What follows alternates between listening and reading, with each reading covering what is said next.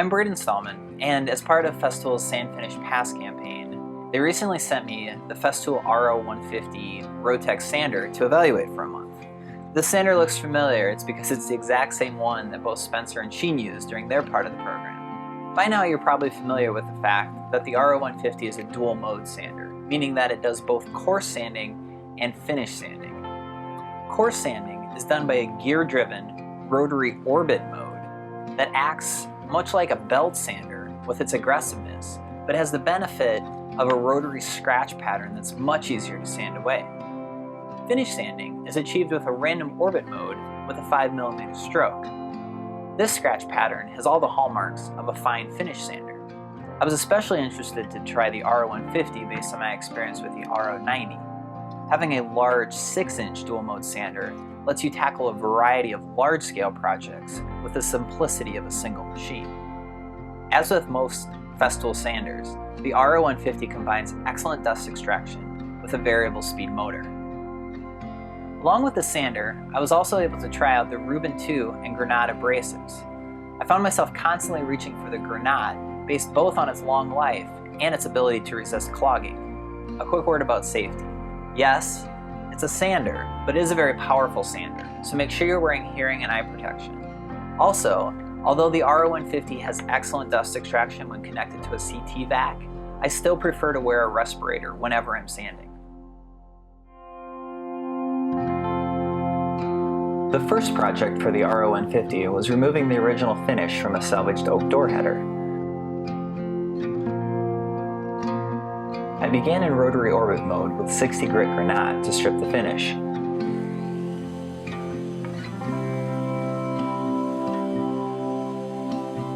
Using the auxiliary front handle, the sander was easy to control and keep flat. The reverse side of the piece was covered with paint. Again, the combination of Granat and rotary orbit mode removed it quickly.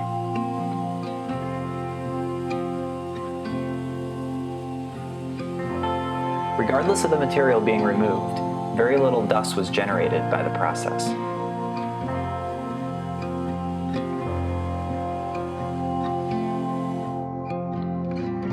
Up next was a butcher block countertop that needed refreshing. The old surface was a sticky layer of various oils and cooking grease. The Granat did an excellent job in rotary orbit mode, removing the top coat with very little clogging.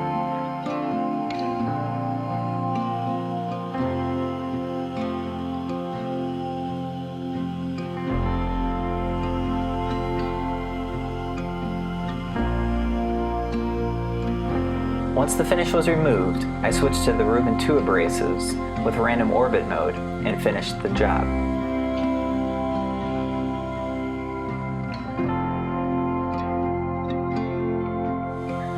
A friend was doing some work on a house that had oak floors in poor condition. I knew a 6-inch sander, regardless of capability, would be ridiculous to use for floor refinishing, but thought the RO150 would be useful as an edge sander. Using the edge protector, I was able to sand right up to the wall and level the remnants of a previous refinishing job. I was actually surprised at how fast the RO150 moved through the job, and although I would not recommend using it for large rooms, it would be handy for smaller confined jobs like hallways and closets.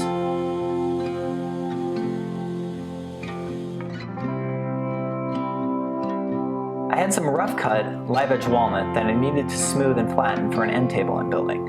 I wanted to aggressively remove the milling marks on the surface while protecting the unique live edge. The RO150 allows for various sanding pads to be used depending on the application.